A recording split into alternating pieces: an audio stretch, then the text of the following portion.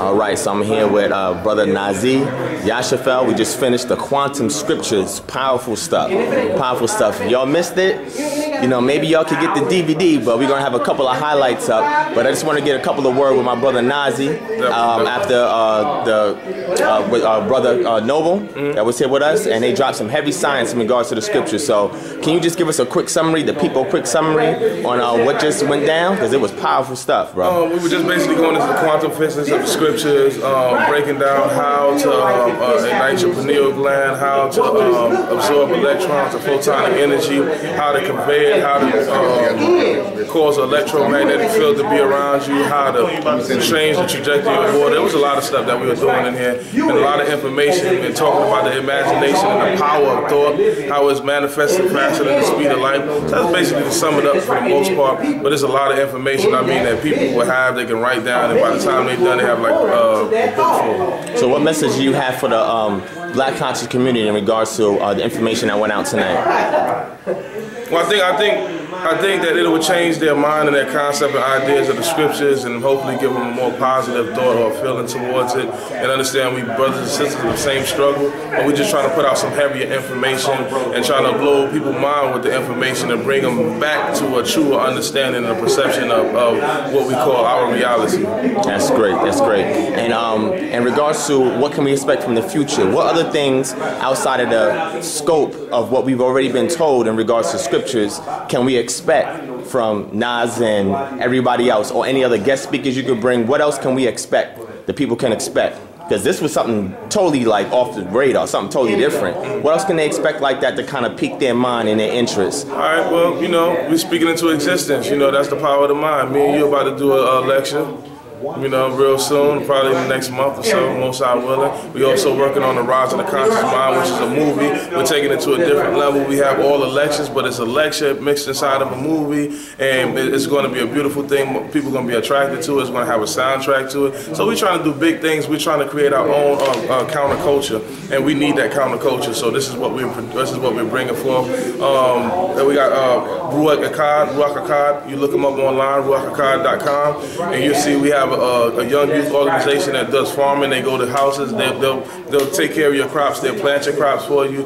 so you're eating fresh food daily, organic food that isn't messed up with chemicals, no GMOs, and then training you how to keep it, and if you don't want to keep it, don't have time, you can do it for them. We are creating, we ain't trying to create, we are creating. We're doing the big, that's my brother, Coach Kai. So we're just trying to do things to take over the West End with information, knowledge, and teaching righteousness. And we want people to support what's going on here, because you had mentioned earlier in regards to this being like the Mecca in regards to the conscious community here in this community, and how we may even lose it if we don't get the support from the people. So what kind of war cry do you want to give out to the people in regards to salvaging the little that we do have, so we can continue to have this avenue or this stage to present the information we presented today? Well, definitely. I just say that we support Black everything. We in the West End of the heart of Atlanta, so definitely the West End is one of the last Black strongholds. I ask that if you have a house in the West End, that you don't sell it.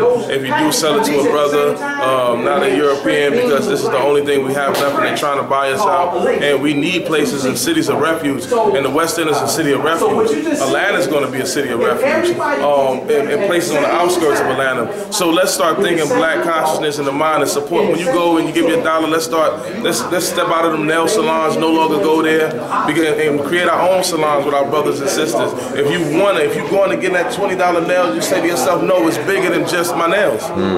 Let's do for the future. So let's start supporting our own. When you're hungry and you got to go 4 blocks up to 4 blocks up to a Black restaurant, go to 4 blocks.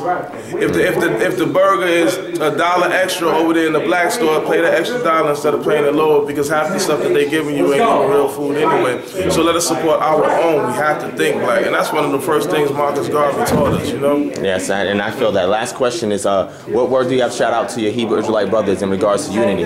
You know, we touched on this in the last interview, but being that some heavy science was dropped here, and dealing with polarities, dealing with law of attraction, dealing with the subatomic level, what can we learn from the science here that you can share, something brief you can share with the Hebrew Israelite community to kind of inspire us to come together? Well, simple.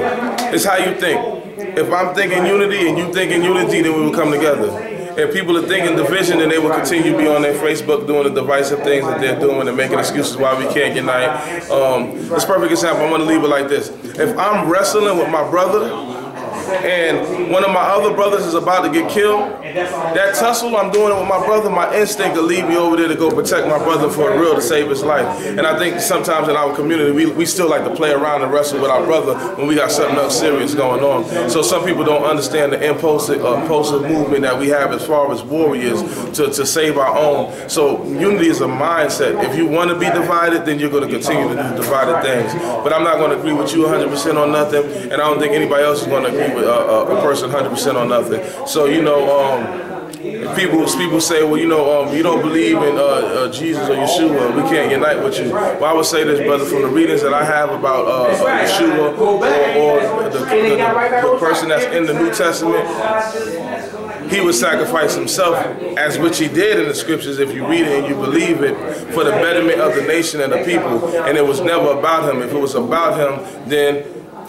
you would have seen a different outcome. So as a message of God, if he knew that brothers were getting together in the name of God, that would be a part of his calling. That would be what he was asking for regardless, and it never was about him. And that's how a true prophet or a true servant of God rolls. They sacrificed themselves for the betterment of the nation. Powerful stuff, powerful stuff. So before we sign out, anybody you'd like to give a final shout out to? Yeah, definitely. Malachi, Orders of Melchizedek. My brother in St. Louis. I'd like to give a shout out to the Hebrew War Machine, Shomrei HaTorah, ISUPK, IUIC, FOPE, Yahweh's Camp, Shema Yisrael. Like you say, you're going AOC, all this, right? My Morris fam, you know what I mean? We about to do something big with the Morris family, family here too also. So we about to do it all across the board. Ain't nothing stopping us, man. The Creator's with us. Yes, I hear that. All right, Nasi, thank you for that little interview right there.